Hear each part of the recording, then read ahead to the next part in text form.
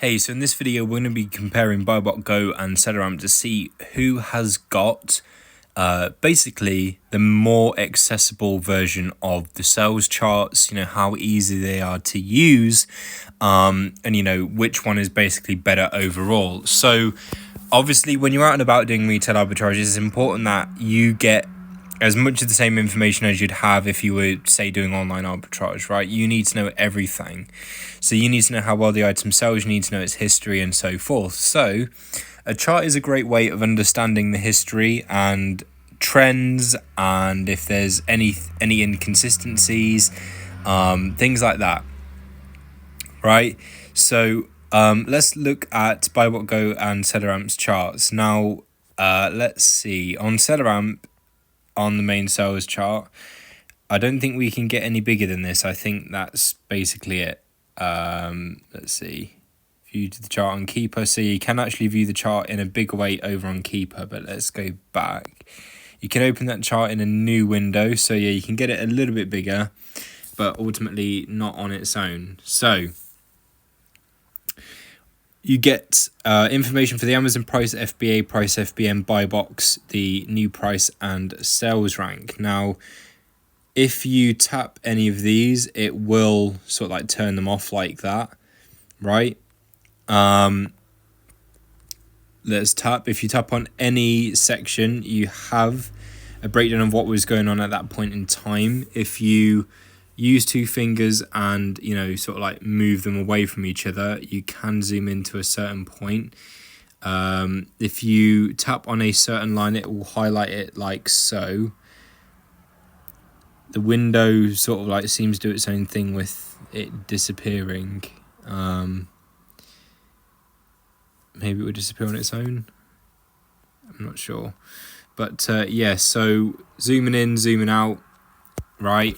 So you can do it that way on this big version where it's like interactive with your fingers. You can change the time period here.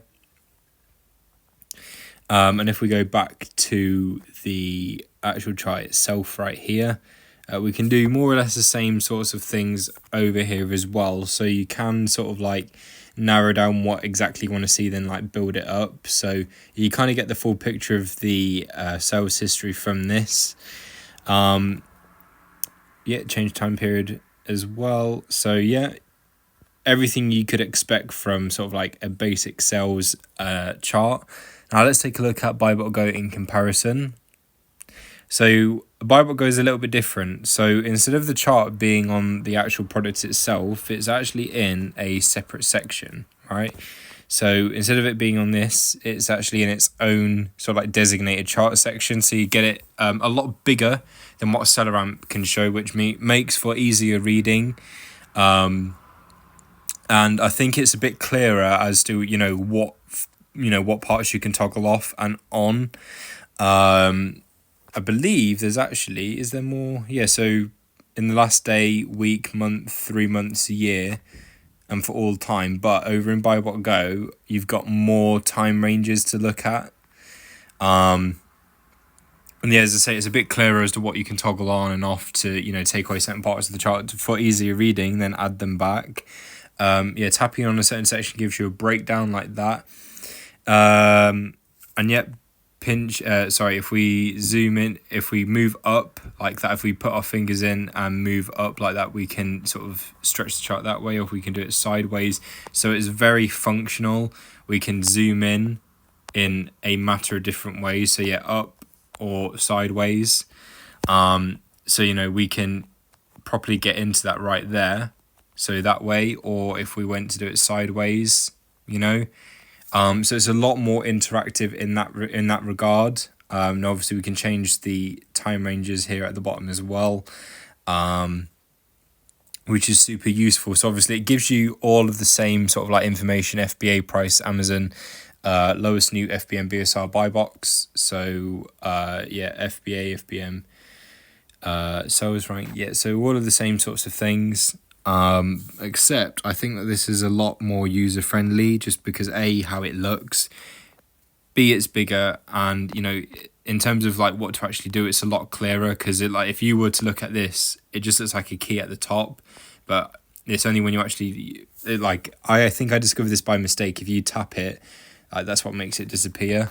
So it's not entirely clear, but here it's super clear. Like, you can understand that from the get-go. And obviously it's a lot more interactive by being able to do all of this. And yeah, so for me, BuyBot Go takes it just based on presentation, and the chart's a bit bigger and it's a lot more interactive.